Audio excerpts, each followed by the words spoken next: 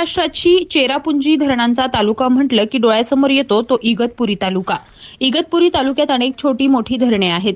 महाराष्ट्रात सर्वात जास्त पर्जन्यमान इगतपुरी तालुक्यात होतं।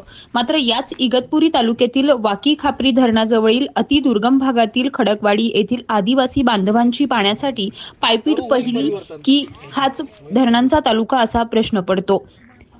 सकाळपासून पाण्यासाठी या भागातील महिला पुरुष यांना कामाचा खाडा करून तसेच लहान मुले यांची शाळा बुडवून डोक्यावर कापड घेत पाण्यासाठी पायपीट सुरू होते। शिक्षण घ्यायच्या वयात त्यांना पाण्यासाठी डोंगर दर्या जंगल खोऱ्यातून पाण्यासाठी पायपीट करत असताना जंगली श्वापदांचीही भीती वाटते। मात्र पाण्यासाठी जीवावर उदार होऊन 6 ते 7 किलोमीटर रणरणत्या आग ओकणाऱ्या उन्हातून एका लहानशा पाणी साचलेल्या डबक्यापाशी येऊन त्यांची पायपीट थांबते। जनावरेही पिणार नाही असं गढूळ आणि जंतू असलेलं पाणी या बांधवांना आपल्या रिकाम्या घागरीत घेऊन तहान भागवण्याची वेळ आली आहे। केंद्र शासनाची हर घर नल हर घर जल या योजनेचा किती प्रमाणात फायदा झाला हे विचारायलाच नको। टाकी बांधली, घरात नळ दिले, मात्र पाणीच नाही। एकीकडे लोकप्रतिनिधी आपल्याला उमेदवारी भेटावी म्हणून शक्ती प्रदर्शन करताना दिसतात, तर दुसरीकडे घोटभर पाण्यासाठी डोक्यावर पाणी वाहत असणाऱ्या या मतदार राजाकडे ढुंकून बघायला लोकप्रतिनिधींना वेळ नाही। निवडणुका येतात, निवडणुका जातात, मात्र आदिवासी बांधवांची पोटभर पाण्यासाठी होणारी पायपीट या लोकप्रतिनिधींना कधी दिसणार का, असा प्रश्न महाराष्ट्र आदिवासी काँग्रेसचे प्रदेश उपाध्यक्ष लकी जाधव यांनी उपस्थित केलाय। जलजीवन मिशन सारख्या योजनांचा बोजवारा उडाला असून सर्वत्र अपूर्ण पाणी आणि अपूर्ण कामे झालेली आहेत। लोकप्रतिनिधींना शक्ती प्रदर्शन करायला वेळ आहे, मात्र आदिवासी बांधवांकडे त्यांच्या समस्यांकडे लक्ष द्यायला वेळ नाही।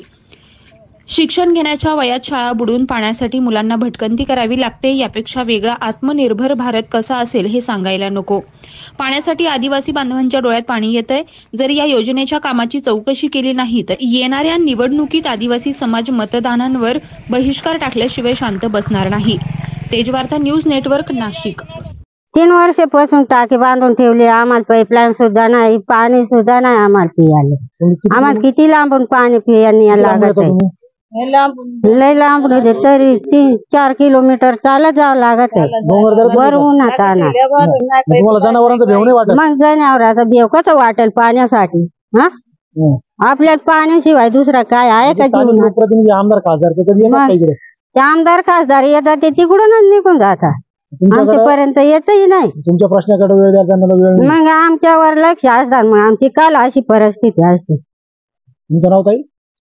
माझं नाव लक्ष्मी आहे। नमस्कार। इगतपुरी तालुक्यातील वाळीवरी ग्रामपंचायत